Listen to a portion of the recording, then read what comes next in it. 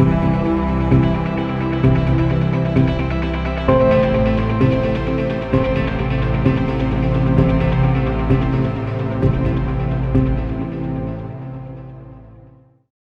again, Christian greetings to all our valued listeners and viewers throughout the whole world. More particularly to all Shepherd's Rod believers and most especially to our beloved brothers and sisters in the United States of America.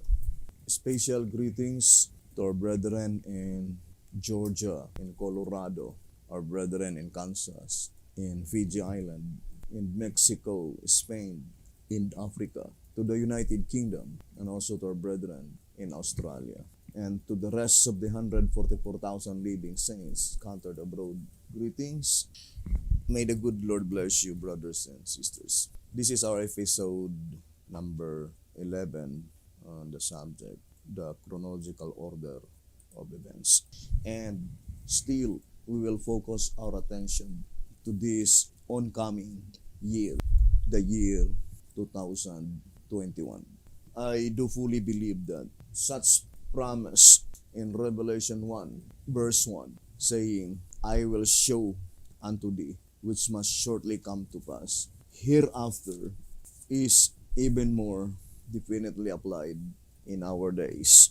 More particularly, the year 2021. So here in track number 5, page 32, it says, the statements which must shortly come to pass. Revelation 1, verse 1, and I will show thee things which must be hereafter. Revelation 4, verse 1, go to say that the revelation is given with the one particular object in view, of showing the things lying not behind, but ahead of John's time, with reference being made only incidentally to the past, in order to lay the necessary foundation upon which to build the future.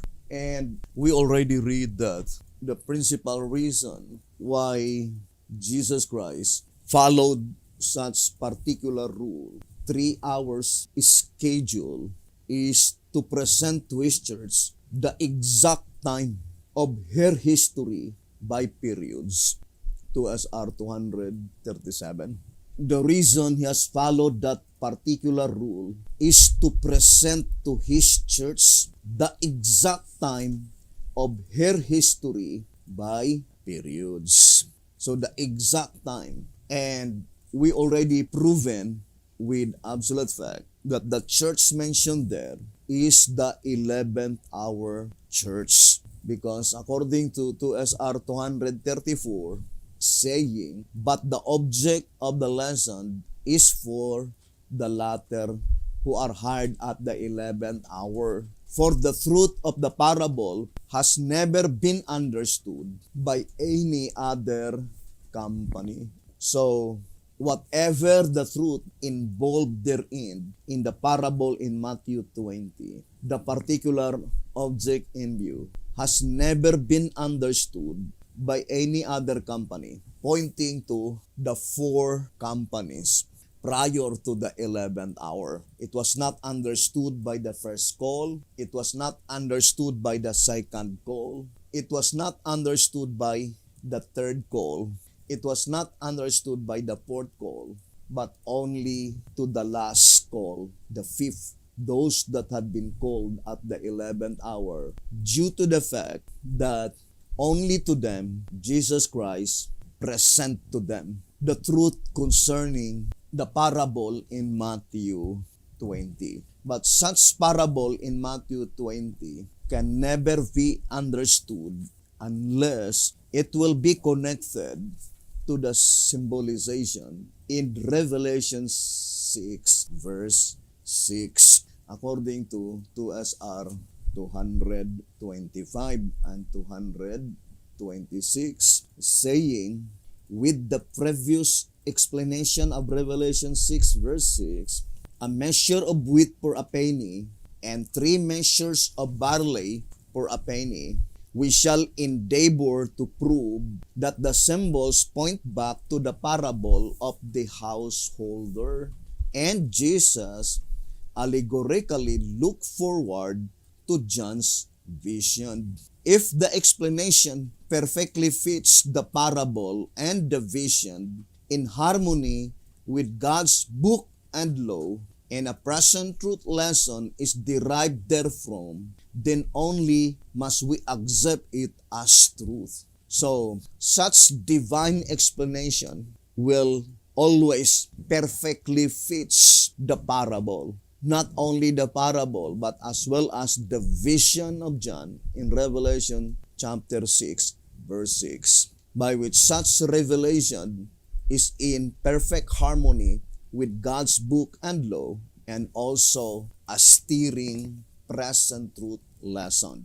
Now, focusing for a while, the vision of John in Revelation 6, verse 6. Now, let us read to us our page 222. In our study of the seven seals, we reserve for future explanation of the following scripture. And I heard a voice in the midst of the four beasts say, a measure of wheat for a penny, and 3 measures of barley for a penny. Revelation chapter 6, verse 6. Again, we turn the reader's attention to the fact that the voice came from the throne. See chapter 5, verse 11. Therefore, the price of the cereals is fixed by the great judge. There must be something of great importance in these symbols, for the great Jehovah himself is speaking. Now, brothers and sisters, we know that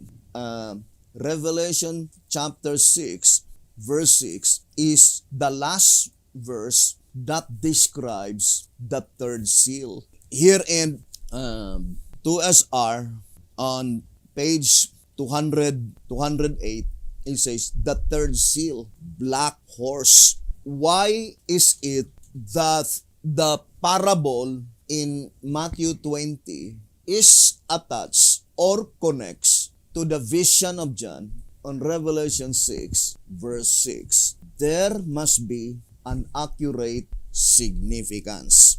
Now, in studying the subject of the seven seals, let us distinctly separate the groundwork, because the groundwork occurs on the earth, but the particular object in view is in the heavenly sanctuary. And that is stated on track number 5, page 34, saying, in the main, however, the trumpets and the seals portray an event which is future from John's time and which takes place in heaven.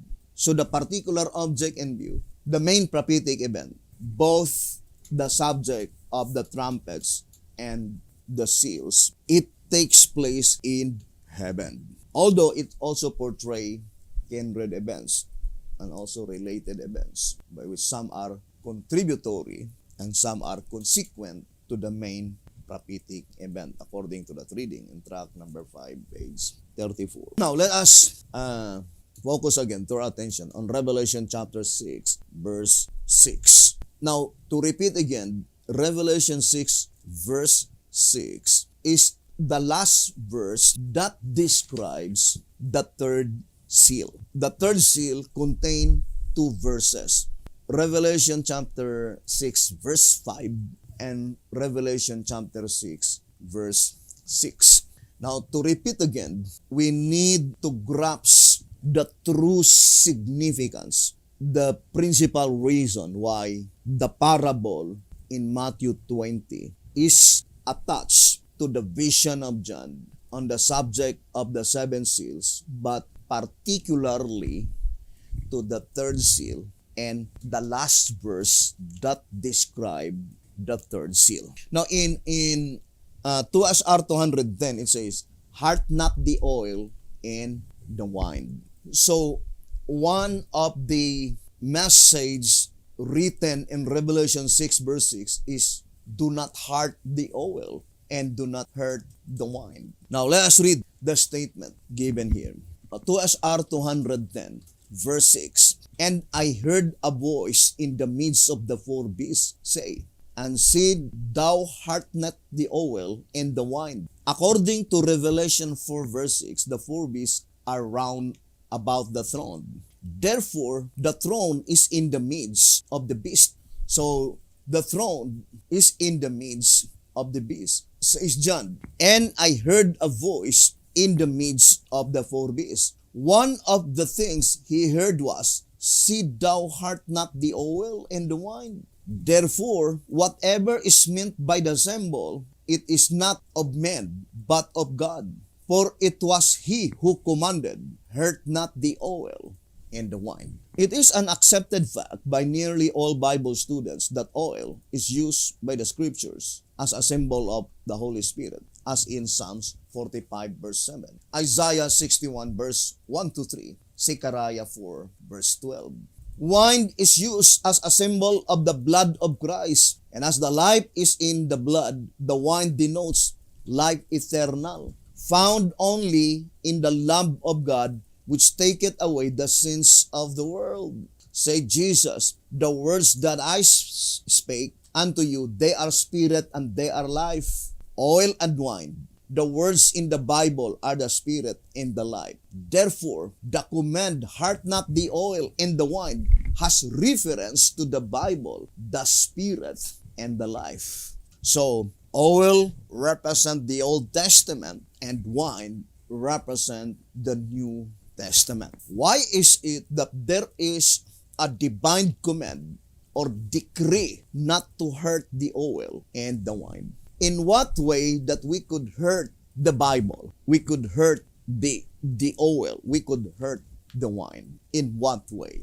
And what will happen to those people that will hurt the oil and the wine? And also, why is it that such divine command, hurt not the oil and the wine, is attached to the third seal, not to the first seal, not to the second seal, not to the fourth seal, not to the fifth seal, not to the sixth seal, nor on the seventh seal, but rather it was attached to the third seal. Why? Whatever the particular object in view, it must be in harmony with the parable in Matthew 20.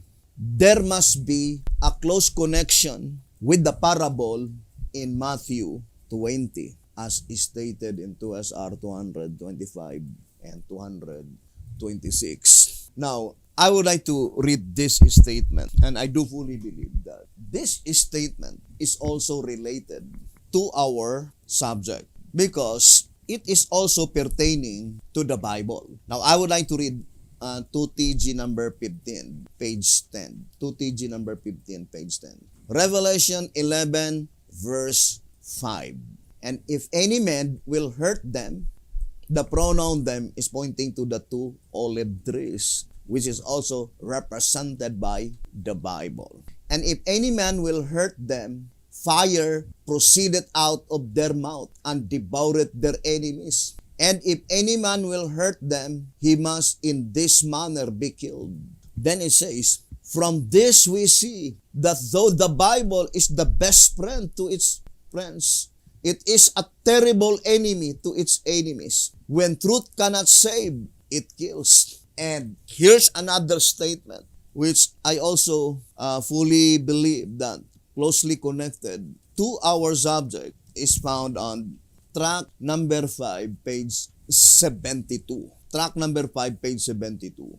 But I would like to read first track number 5, page 70. It says, in the blazing light of this symbol, intensifying the illumination from the whole series of symbols, of which it is a part and which no human mind could either have devised or thus rightly interpreted, Christ is clearly seen to be King of His people in both the Old and the New Testament periods, and author of the scriptures in both the Hebrew and the Greek. And from this fact, it follows that as He is the Word, the Bible in human form, His Hebrew name, Abaddon, is also the name of the Old Testament scriptures And his Greek name, Apollyon, is also the name of the New Testament scriptures. Or in other words, in the Bible has different symbolization. On Revelation 6, verse 5 and 6, the Old Testament represent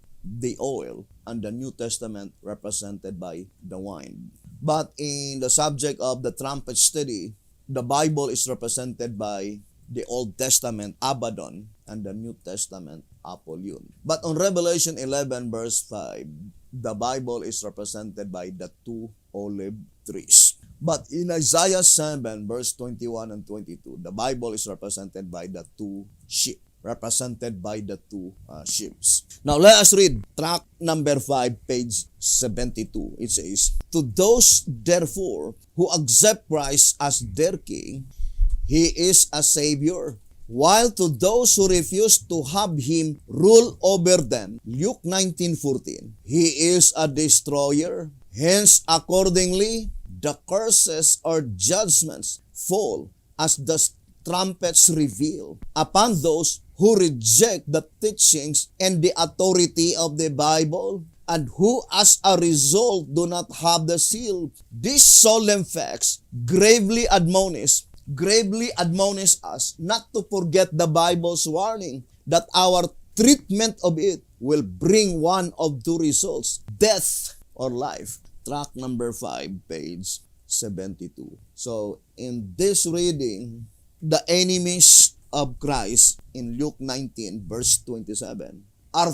those who refuse to submit themselves to the one whom Jesus Christ appointed to reign in His stead.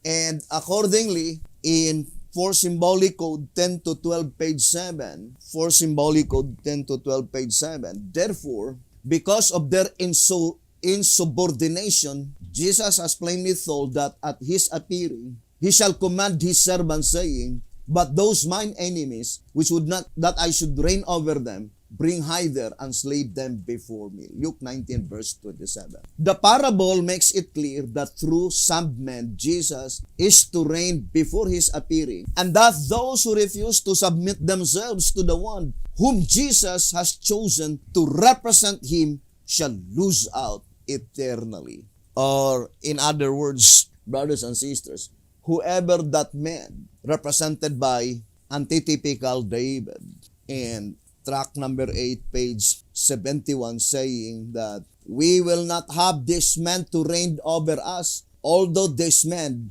as we now see, is the antitypical David, the simple means the visible king. Tract number 8, page 71. But, brothers and sisters, it is best understood that to recognize that man appointed by Jesus Christ to reign in His stead was illustrated by antitypical Ezekiel, by which we read several times in tract number 1, page 29 and page 30, that God gave the book to Ezekiel to eat that book, and that book is none other than the Bible. And we already read that the Bible contains the complete formula of the plan of salvation. 1 TG number 10, page 18. So, I would like to remind again that Revelation 6, verse 6, the only chapter and the only verse that can represent the Bible. Chapter 6 and verse 6, meaning the 66 books of the Bible. So, the statement given in the shepherd's rod in 2SR 222 saying that there must be something of great importance in these symbols, for the great Jehovah Himself is speaking. So, whatever that words by which God the Father is speaking, that is the unfoldment of the complete plan of redemption, brothers and sisters. So, we need to study closely the symbolization of Revelation 6, verse 6. Because the shepherds had declared clearly that if the explanation perfectly fits the parable and the vision, the vision in Revelation 6 verse 6, by which there is something greater importance of this symbolization in Revelation 6 verse 5 and 6, because in such symbolization, God the Father Himself is speaking, according to this reading in 2SR page 222. Now, first of all, the statement declared clearly that, saying, 2SR 222, again we turn the reader's attention to the fact that the voice came from the throne. See chapter 5 verse 11. What is the throne, or where is that throne mentioned in chapter 5 verse 11 as stated by the shepherd's rod? Now, it says here in track number 8, you can read from page 3, 4, 5, and 6. It is entitled, Mount Zion at the 11th hour. Then the quotation is Isaiah 62 verse 1 to 3, Revelation 1 verse 1, Revelation 14 verse 1 to 3, Revelation 4 verse 1, 4, and 6, then Revelation 5 verse 8, verse 11, and verse 12. But our particular object in view is Revelation 5 verse 11, as quoted in 2SR 222. Now, this is the statement given by the shepherd's rod. It says, track number 8, page 5. It says, the 7 lamps, verse 5, being part of the sanctuary fixtures, gives conclusive evidence that the heavenly throne scene occurs in the sanctuary, whereas the subsequent Zion scene takes place upon Mount Zion, the king's earthly palace grounds, not upon Mount Moriah, the sanctuary grounds, where it would necessarily have to take place, were it to denote that the event occurs in the sanctuary. These scenes, therefore, are of two different events in two different locations. The sitting of the throne in heaven and the standing of the redeemed with the Lamb on earth, while the activities embraced in the throne scene are still in progress.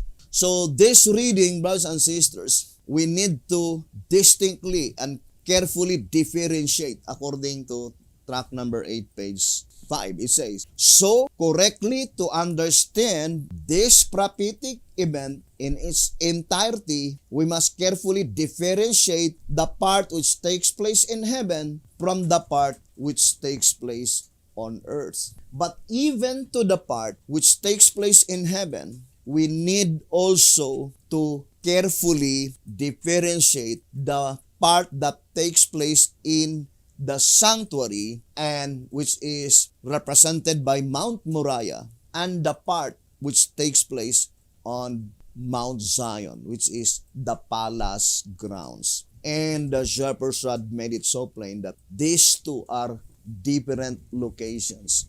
Now let us focus first Revelation 5 verse 11, that is sanctuary grounds. The throne in the sanctuary. Now let us read track number 3.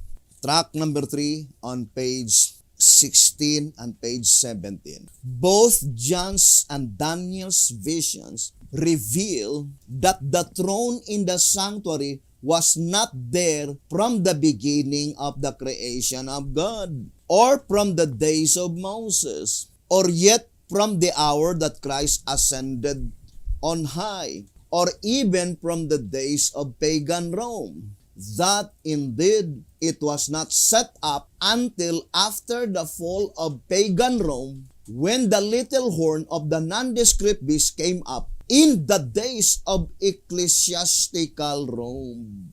Track number 3, page 16 and 17. If you will look at the statement, brothers and sisters, the particular object in view is not the judgment that pertains to the dead, because we are talking about the throne in the most holy place. And I think I will no longer elaborate more, because it is common and more basic that the throne in the most holy place were set up in October 22, 1844. October 22, 1844.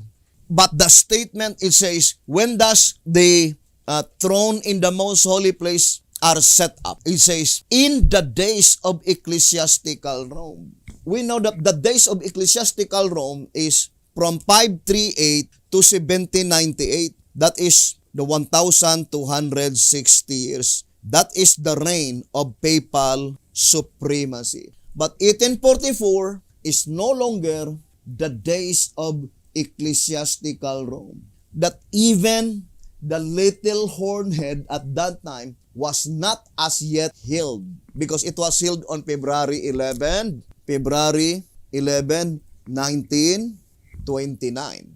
And we know that grammatically, the statement in the days of ecclesiastical Rome, brothers and sisters, it must be within the period of time when the little horn is reigning. And brothers and sisters, that is from 538 to 1798 AD.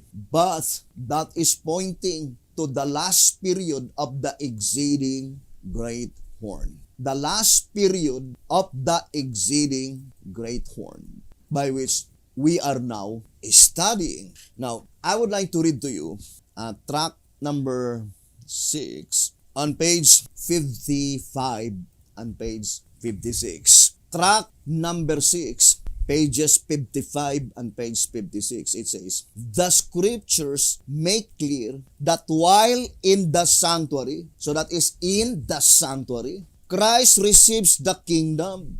So while Jesus Christ is in the sanctuary, Christ receives the kingdom. After the thrones are cast down.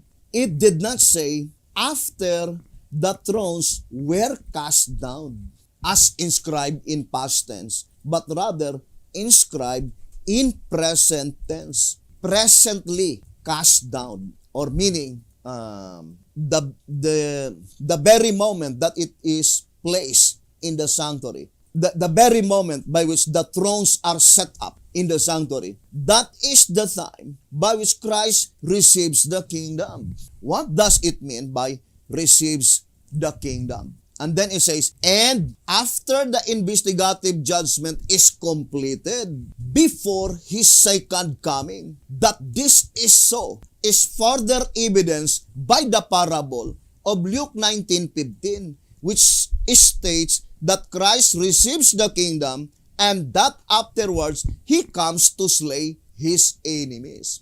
Now, brothers and sisters, the second coming mentioned here could not be the second visible coming, because this second coming is the coming of Christ illustrated in the parable in Luke 19:15. And for sure, every Davidian knew that Luke 19:15 does not refer to the world, but to the church. So according to this reading in track number 6, page 55 and page 56, Luke 19:15 is Christ's second invisible coming. And that Christ's second invisible coming, brothers and sisters, will be after Jesus Christ receives the kingdom.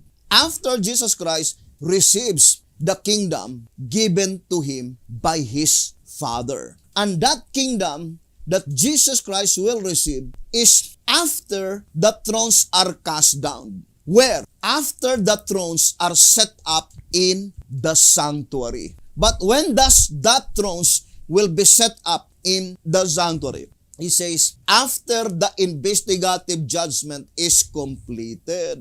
And since it is still provisionary time, the investigative judgment mentioned here, which is at the time when the investigative judgment is completed, it did not say after the investigative judgment was completed, but rather after the investigative judgment is completed, meaning just presently finished. Then, after that, the next event is that the thrones are set up. The thrones are cast down. Therefore, since the thrones are cast down in the sanctuary, brothers and sisters, then that is still provisionary time. And for sure, the thrones that are cast down after the investigative judgment is completed is pointing to the judgment that pertains to the living, by which at that time, immediately after the thrones are cast down, God the Father is speaking according to the voice of inspiration, brothers and sisters. And that is why we need to study closely this very important event. Now, brothers and sisters, I would like to read another statement in here in 1TG. We already read, brethren, several times that since the shepherd's rod in track number 8, page 3, 4, and 5, entitled Mount Zion at the 11th hour, the verses are grouped together. Isaiah 62 verse 1 to 3, Revelation 1 verse 1, Revelation 14 verses 1 to 3, Revelation 4 verse 1 to 4 and 6, then Revelation 5 verse 8, then verse 5 and verse 11. So Revelation 5 verse 11 is included in that main subject, Mount Zion at the 11th hour. Mount Zion at the 11th hour. Now remember, I would like to read to you 2SR. Let us read first Revelation 14. 2SR page 172. It says, 2SR page 172. And I heard a voice from heaven as the voice of many waters, and as the voice of a great thunder. And I heard the voice of harpers, harping with their harps, and they sang as it were a new song before the throne, and before the four beasts and the elders. And no man could learn that song, but the 144,000 which were redeemed from the earth. Revelation 14, verse 2 and 3.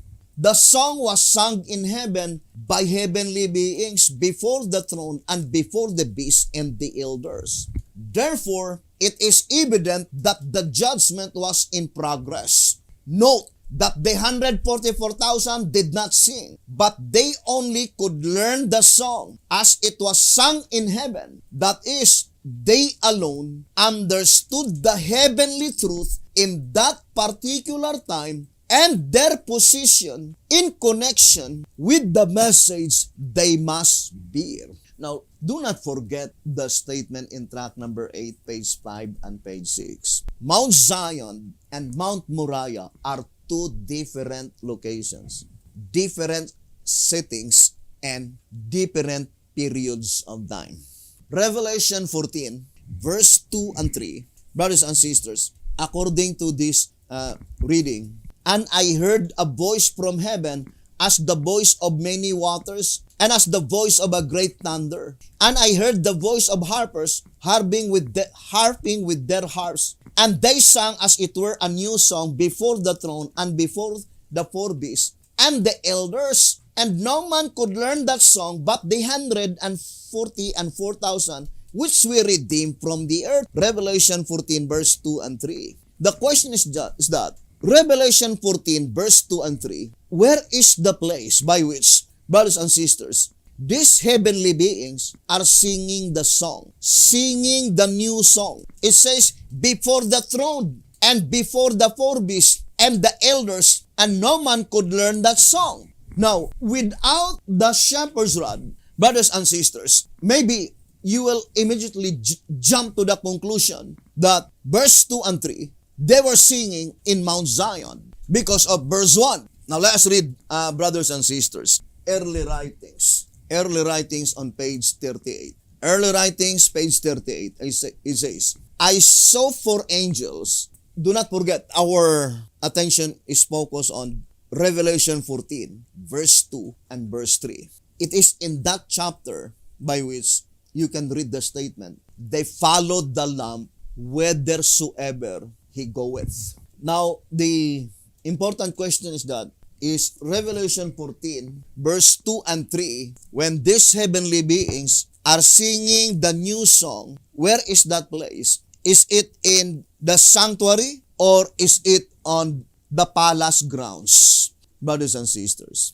On verse 1, it says, Revelation 14, verse 1, and I looked, and lo, a lamp stood on the Mount Zion, and with him 144,000, having his father's name written in their foreheads, which will be fulfilled first. Revelation 14 verse 1. The occurrence on earth or the occurrence in heaven. So, or does the occurrence on earth and the occurrence in heaven fulfill the same period of time? And next, verse 2 and verse 3, when the heavenly beings are singing the song, where is that place by which they were singing the song? On verse 3, it says, and they sang as it were a new song before the throne and before the four beasts and the elders. No man could learn that song but the 144,000 which were redeemed from the earth. Where is the place by which these heavenly beings are singing the song?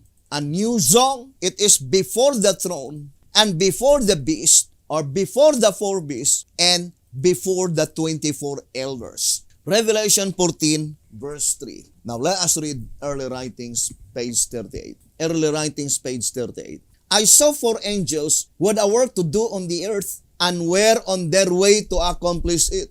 Jesus was clothed with priestly garments. He gazed in pity on the remnant, then raised his hands, and with a voice of deep pity cried, my blood, Father, my blood, my blood, my blood. Then I saw an exceeding bright light come from God, who sat upon the great white throne, and was shed all about Jesus. Then I saw an angel with a commission from Jesus, swiftly flying to the four angels with a work to do on the earth, and waving something up and down in his hand, and crying with a loud voice, hold, hold, hold, hold, until the servants of God are sealed in their foreheads. I asked my accompanying angel the meaning of what I heard, and what the four angels were about to do. He said to me that it was God that restrained the powers, and that he gave his angels charge over things on the earth, that the four angels had power from God to hold the four winds, and that they were about to let them go while their hands were loosening and the four winds were about to blow. The merciful eye of Jesus gazed on the remnant that were not sealed, and he raised his hands to the Father and pleaded with him that he had spilled his blood for them. Then another angel was commissioned to fly swiftly to the four angels and bid them hold until the servants of God were sealed with the seal of the living God in their foreheads. First of all, the vision is pointing to the time when God the Father is sitting on the great white throne. That is very plain in this reading. It says, who sat upon the great white throne. Now, where does the great white throne is located? This vision of Sister White is in a period of time by which the 144,000 is already called the remnant. Why is it that they are called the remnant? In spite of the fact by which at that time they were not as yet sealed. So, we explained it several times that according to 1SR page 102, it says the definition of remnant is that which is left after the separation, removal, or destruction of a part. That is the only definition of remnant. It is after such removal, after such separation, or after such destruction. But this vision cannot be destruction, because the 144,000 at this time are not yet sealed. So, there is no other, brothers and sisters, that can answer that question except in 1 TG number 638, by which the Sharper's Rod declared clearly, it says, it is obvious that they escaped the destruction of these sinners in the church. What destruction? The destruction of the sinners in the church. Who are they that escape such destruction? It says, only the holy ones, those whose names are left written in the book, escape the destruction that falls upon the wicked in the church. Only they constitute the remnant, the ones that are left. Why is it that they are called remnant? Because they are the only ones that had been left written in the Lamb's book of life after all the sinners, after all the unworthy names had been blotted out. But according to the vision, at that time, the remnant, those names that had been left written in the Lamb's Book of Life, are not yet sealed. They have not as yet received the seal of protection. So Jesus Christ pleaded, bringing the names of the 144,000, the names that had been left written in the Lamb's Book of Life. And where is the place by which God the Father is sitting, by which Jesus Christ is pleading to God the Father? It is on the great white throne. God the Father is sitting on the great white throne. Now, where we could find in the Bible, great white throne, that is found in Revelation chapter 20. Here in Revelation chapter 20, on verse 11, it says, "And I saw a great white throne, and him that sat on it, from whose face the earth and the heaven fled away, and there was found no place for them." Revelation 20 verse 11. But Sister White made it so plain that the one sitting on the great white throne is God the Father. Early Writings, page 38. Now let us read track number 15. It says here, and track number 15, page 23. Track number 15, page 23.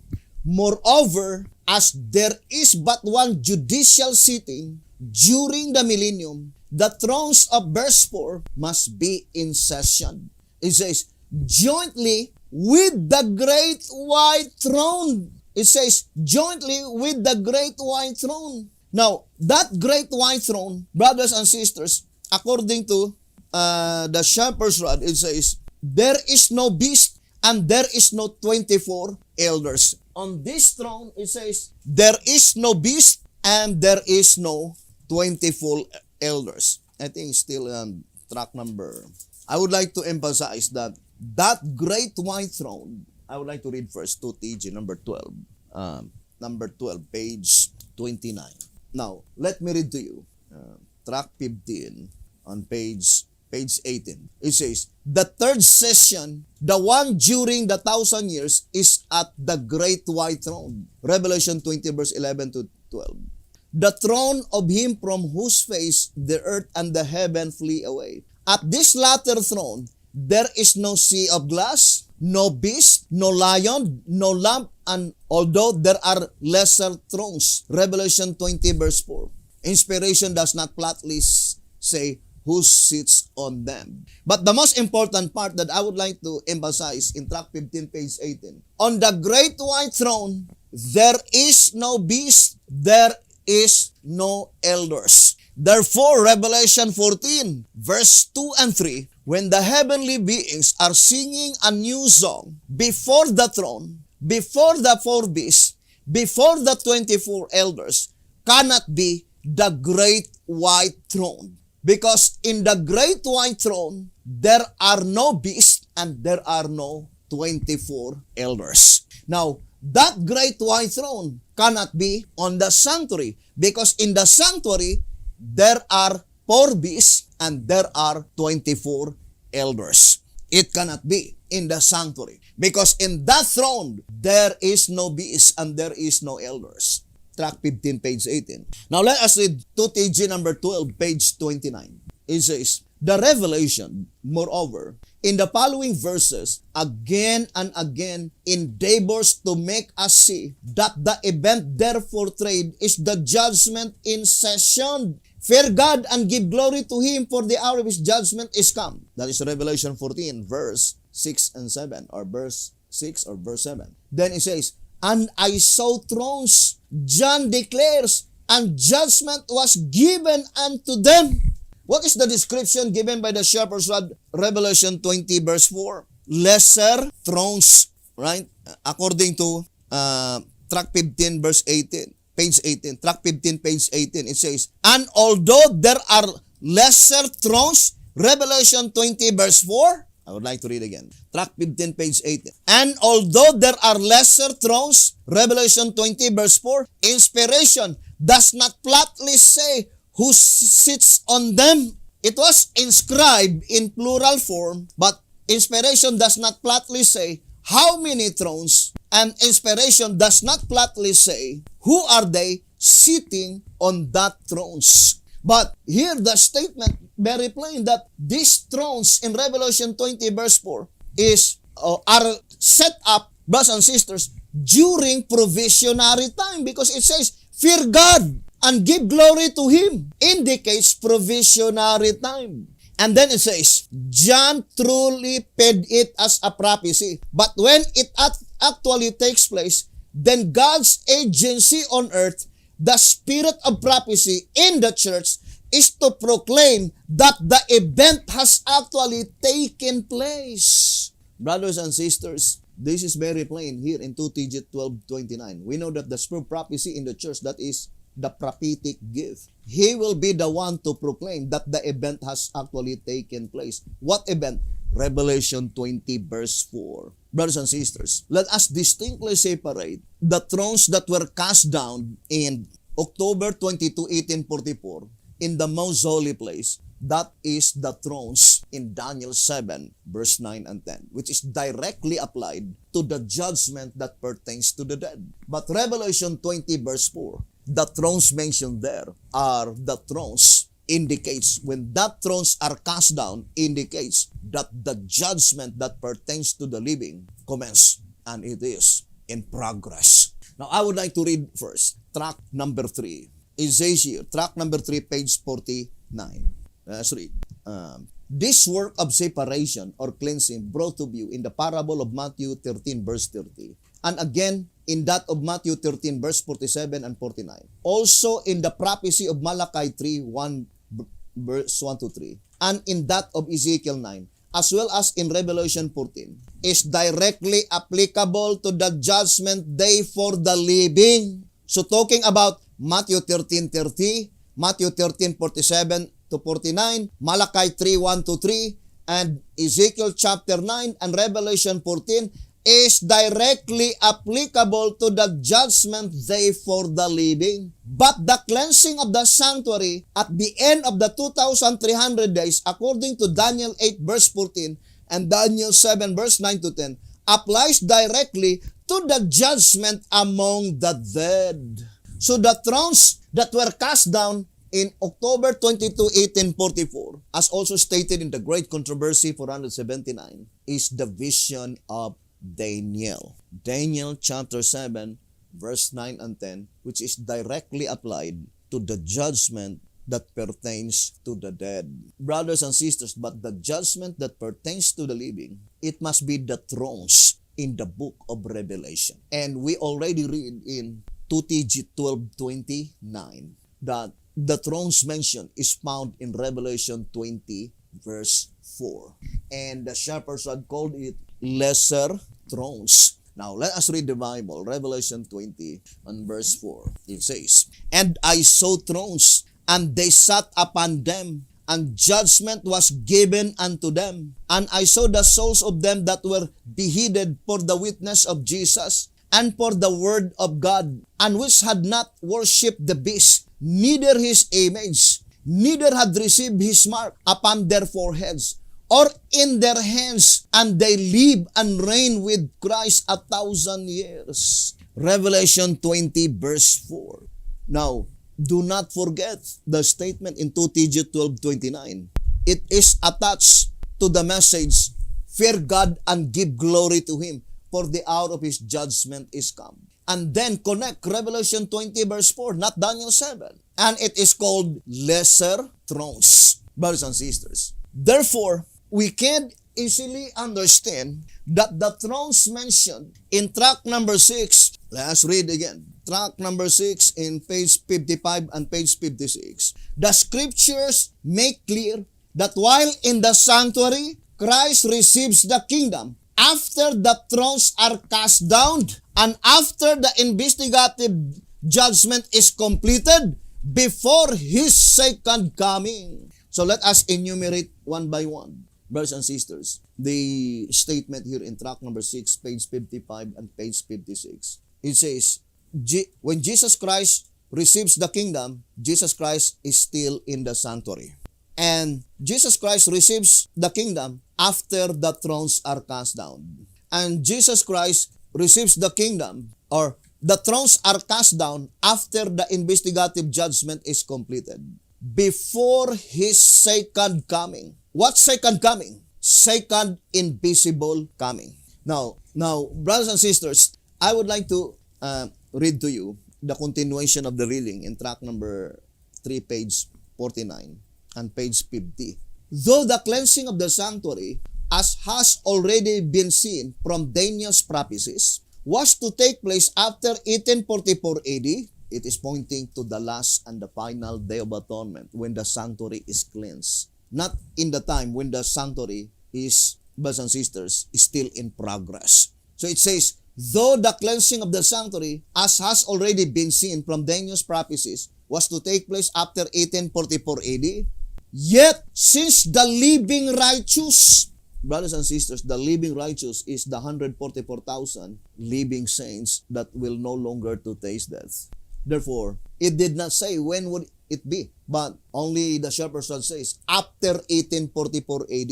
But it did not say for how long from 1844, but for sure it says after 1844.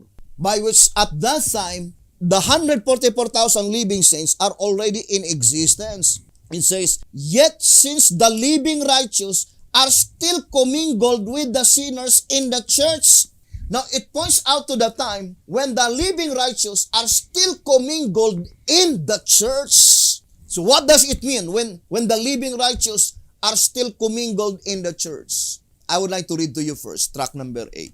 Then we will go back to this reading. In track number 8, on page, maybe track number 15 first. Track 15, page 61. Track number 15 on page 61. It says, seeing, track 1561, seeing that the 144,000, the servants of God, are not as yet sealed, not yet enclosed, protected, guarded, and ready to take their stand with the Lamb on Mount Zion, but rather are still commingled with the tares. The angels are commanded to forestall the clash. Who commanded? Let us connect the vision of Sister White in Early Writings, page 38. In Early Writings, page 38, when does Jesus Christ pleaded to God the Father? After all the names of the wicked among the congregation of the living are completely blotted out, and the only names that remain in the Lamb's Book of Life is the 144,000 living saints. They are called the remnant. Why? Because their names had been left written in the Lamb's Book of Life. And then Jesus Christ brought their names into the presence of God the Father. Where? On the great white throne. Jesus Christ is pleading according to the vision of Sister White. What is the pleading of Jesus Christ? That God the Father will grant Him to give another chance to hold the four winds, because the 144,000 are not yet sealed. The same with this statement in track 15, page 61. Seeing that the 144,000, the servants of God, are not as yet sealed, not yet enclosed, protected, guarded, and ready to take their stand with the Lamb on Mount Zion, but rather are still commingled with the tares. The angels are commanded to forestall the clash. So this reading can be easily understood that the 144,000 cannot receive the seal of protection unless they will be separated from the tares. Now, I would like to read the old symbolic code. It says here, to symbolic code number 1, page 6. To symbolic code number 1, page 6. The above quotation needs no interpretation. As thus Early Writings, page 71, it is definite that before God's people receive the seal, they must separate themselves from sin and sinners. Why is it that sinners is inscribed in plural form, but sin is inscribed in singular form? Because the specific sin mentioned here is the sin against the Holy Ghost, rejecting everlasting present truth. God cannot place His seal up to the 144,000 while they were still commingled with the tares. Who are they, the tares? Let us read. Answerer number 2 on page 47. Flood and tares are figurative equivalents. Answerer number 2, page 47. Flood and tares are figurative equivalents. To understand the tares is to understand the dragon's flood because they are figurative equivalents. Now let us read 2TG 24:24. Finally, what could be the dragon's flood that proceeds out of his mouth if not dragon prompted interpreters of the scriptures through whom he expects to cause the church to be carried away? Truly, the self-appointed prophets in Israel of today are more in number than were the prophets in Elijah's day. Here is a fact which only deaf and blind persons would try to deny. No, I am not taking pleasure in unveiling this truth. I do it only because I must. God wants His people to have the truth, and so I have no alternative but to tell it. This flood against which the ever-living church is struggling to make headway is, we are told, to be swallowed by the earth. It is to be done away with as were the self-appointed prophets in Moses' day, namely Korah, Dathan, and Abiram, princes of the assembly, famous in the congregation, men of renown. Number 16 verse 2. This and all their followers and sympathizers perish. So here, brothers and sisters, we can easily see that the same divine command given by God in the days of Moses, saying, depart from the congregation. Let us read Numbers. Let me see if I could find that specific verse. I think number 16. Let us read. Number 16 on verse 26. It says, and he spake unto the congregation, saying, depart, I pray you, from the tents of these wicked men, and touch nothing of theirs, lest ye be consumed in all their sins. In verse 21, it says, separate yourselves from among this congregation, that I may consume them in a moment. Number 16, 21, and 26. Separate and depart, brothers and sisters. So, the shepherd's rods declared clearly that in 2TG, that the word sealed means placed in a safe place, sealed. 2TG 44:34. It says, the word sealed means placed in a safe place, sealed. This is exactly what the Apostle Peter says in 1 Peter 4:17 and 18. 2TG 44:34. The word sealed means placed in a safe place. And there are only two safe places mentioned in the shepherd's rod: the vessels and the barn. Track number 8, page 92.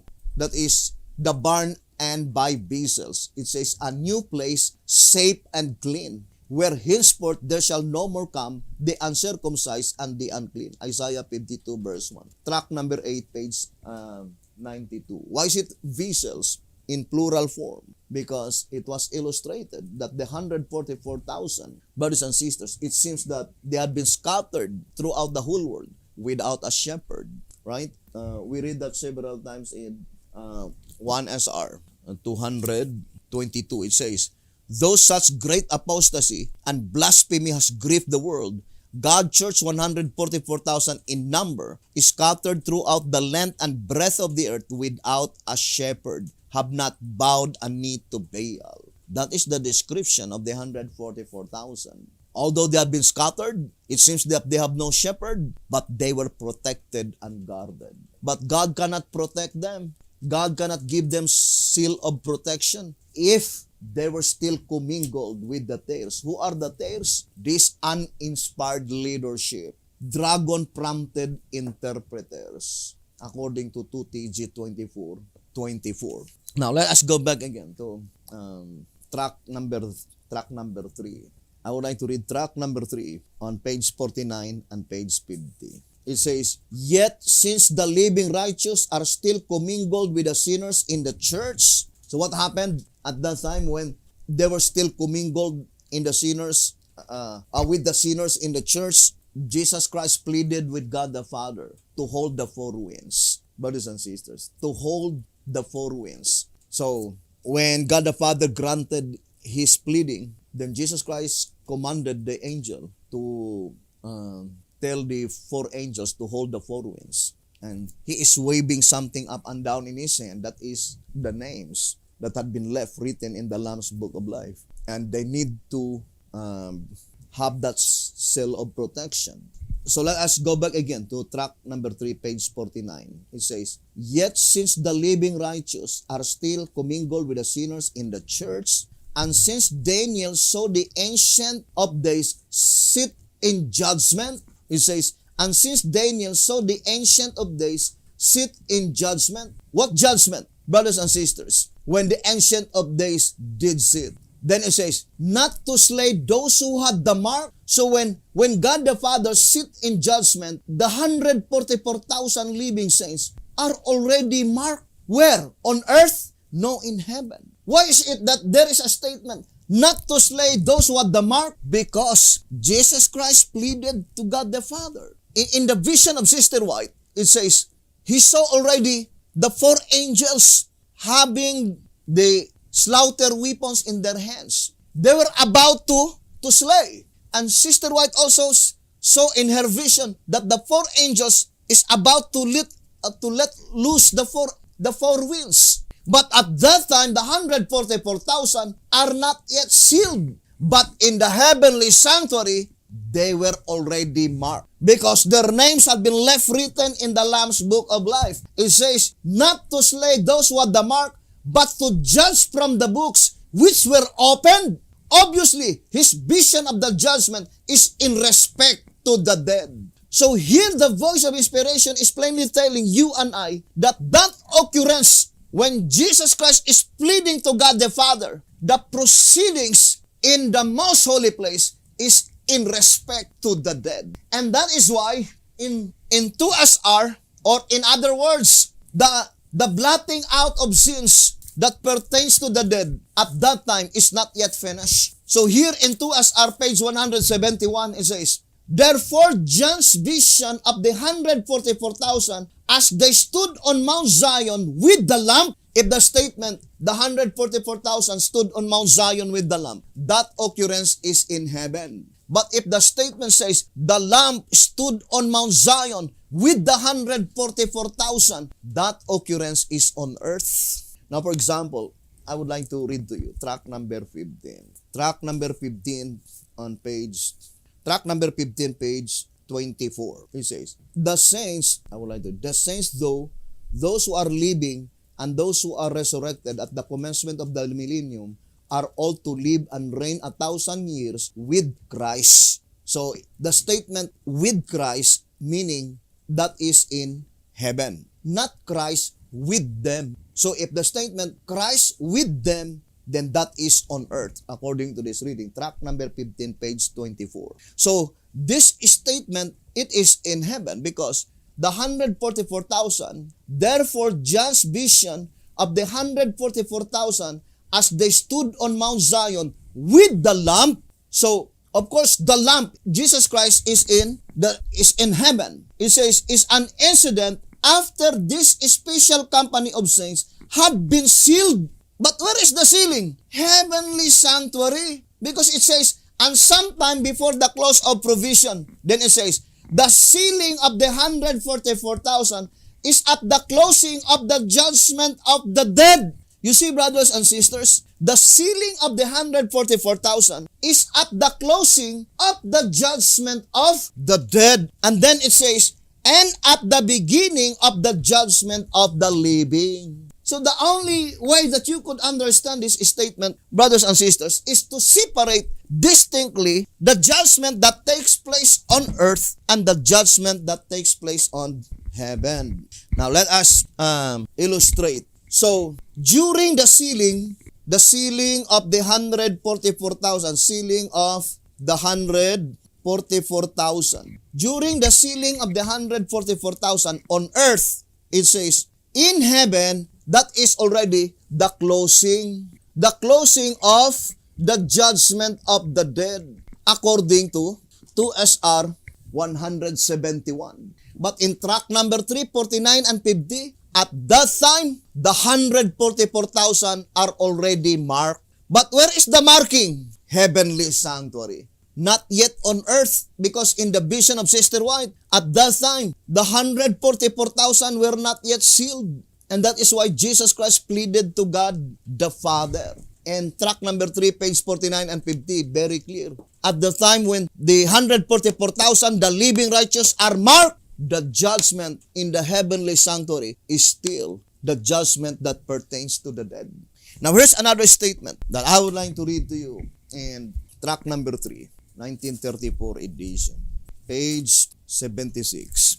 It says, now to prove Spill prophecy in perfect harmony. It says, now to prove that Sister White's writings are in perfect harmony with the testimonies of the prophets, we quote from the Great Controversy, page 425, showing that the purification of the church took place while the investigative judgment of the dead was going on, and just before the commencement of the loud cry of the third angel's message, the harvest. While the investigative judgment is going forward in heaven, while the sins of penitent believers are being removed from the sanctuary, there is to be a special work of purification, of putting away of sin among God's people upon earth.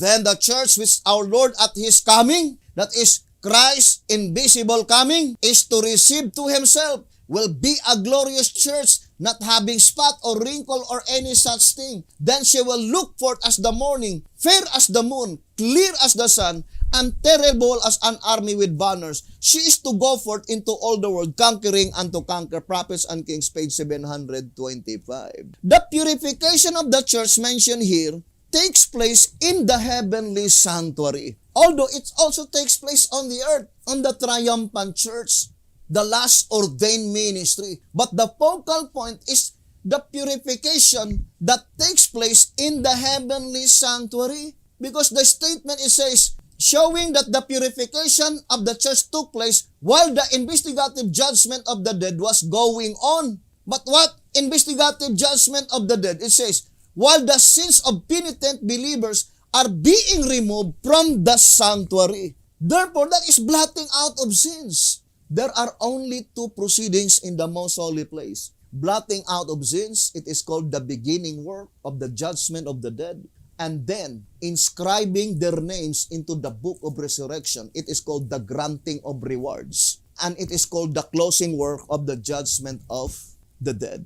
That is very plain in track number 2SR rather. 2SR page 189. It says, 2SR 189.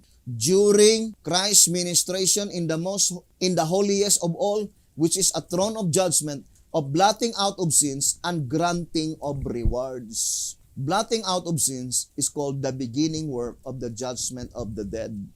But granting of rewards, closing work of the judgment of the dead. So, I would like to show to you now the statements that we read so that we could understand. So, according to the Shepherd's Rod, brothers and sisters, I would like to put a date. April 1, 2020. In Greek Bible calendar, that is October 10, 2021. Now, from this time, I would like to holy place. Then, here, most holy place. Most holy place. During the judgment for the living in the holy place, that is the proceeding whose names to be blotted out and whose names to be retained on this coming Day of Atonement, March 27, 2021 or October 10, 2022. So the statement given in the Shepherd's Rod that during the purification of the church, which is the blotting out of names, in the holy place, the proceedings in the most holy place is judgment of the dead, blotting out of sins. So, blotting out of sins. So, March 27, 2021 or October 10, 2022, in the most holy place, that is blotting out of sins. The last blotting out of sins that pertains to the dead. But from March 27, 2021 to September 27, 2021. This is the period of the sealing of the 144,000, sealed as individual. The proceedings in the most holy place at that time is closing work, not blotting out of names, granting of rewards, or inscribing their names in the book of resurrection, That is the proceedings, brothers and sisters, most holy place, as well as on the earthly sanctuary. So, we will continue that subject, brothers and sisters, and let us have a clear conception concerning the great white throne and the thrones in the sanctuary. Great white throne, brothers and sisters, is located in the palace grounds, not in the sanctuary grounds. And in the great white throne, there is no beast and there is no elders, according to the shepherd's rod.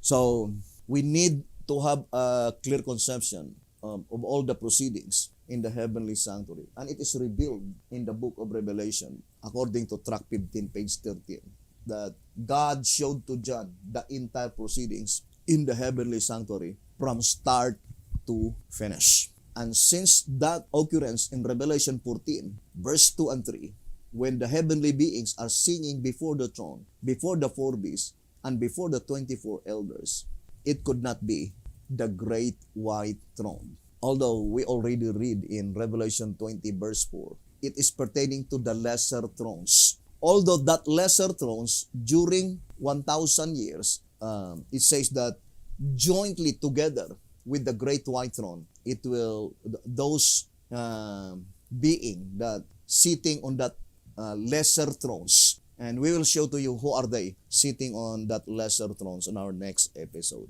So thank you very much, brethren, for listening and viewing this program. May the good Lord bless you and have a beautiful, wonderful evening.